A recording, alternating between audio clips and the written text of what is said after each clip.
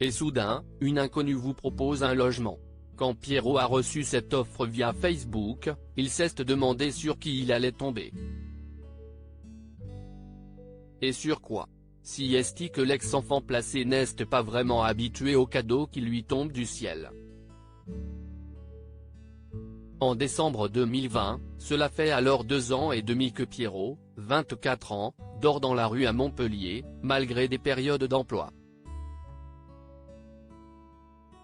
Je touchais 980 € de chômage, je pouvais mettre 400 € dans un loyer, charges comprises, sauf que, si l'on n'apporte pas de garantie, aucun propriétaire n'accepte de louer, dénonce-t-il.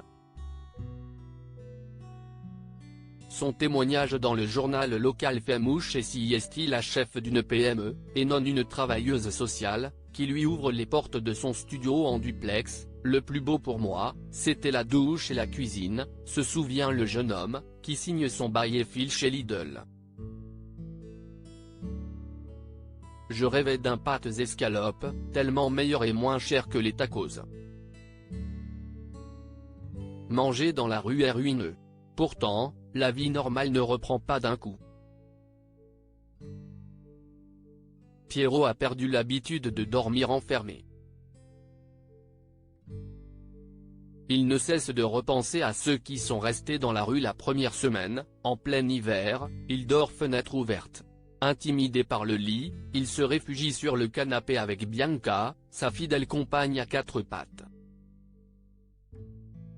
J'étais décalé, j'ai dû tout réapprendre, soupire-t-il. Bianca aussi. Avant la rue et le macadam pour seul dortoir, Pierrot vivait sous un vrai toit, en couple. Il a occupé tous les emplois possibles en intérim, de la charpente aux espaces verts, avec un gros problème né sur les fins de chantier, l'alcool. Pierrot ne cache pas, il a fallu ma pancréatite en mai 2020 pour que je décroche grâce aux 3 semaines d'hôpital. Ça m'avait fait tout perdre, même ma copine, mais je ne pouvais pas le faire seul. Je buvais sans plaisir, pour ne pas trembler et risquer des crises de manque. Maintenant que si est derrière lui, dans ses nuits hachées, le jeune homme réfléchit, il pense aux autres, restés à la rue, sans salaire.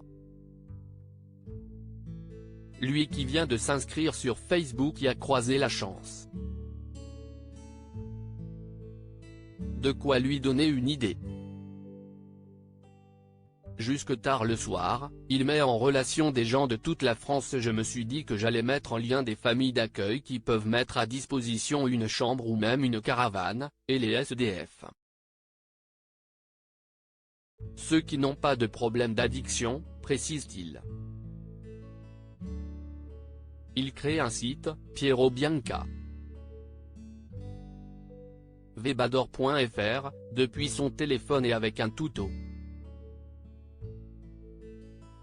Je n'y connaissais rien, se souvient-il en riant. Articles et télé, la médiatisation de son initiative généreuse fait le reste. Pierrot est submergé. Aujourd'hui, 7 jours sur 7 et jusque tard le soir, il met en relation des gens de toute la France. J'ai toujours aimé aider les autres, mais je crois avoir trouvé ma vocation, affirme-t-il, avec l'espoir que des dons permettent de financer un local de distribution de fournitures essentielles aux gens de la rue.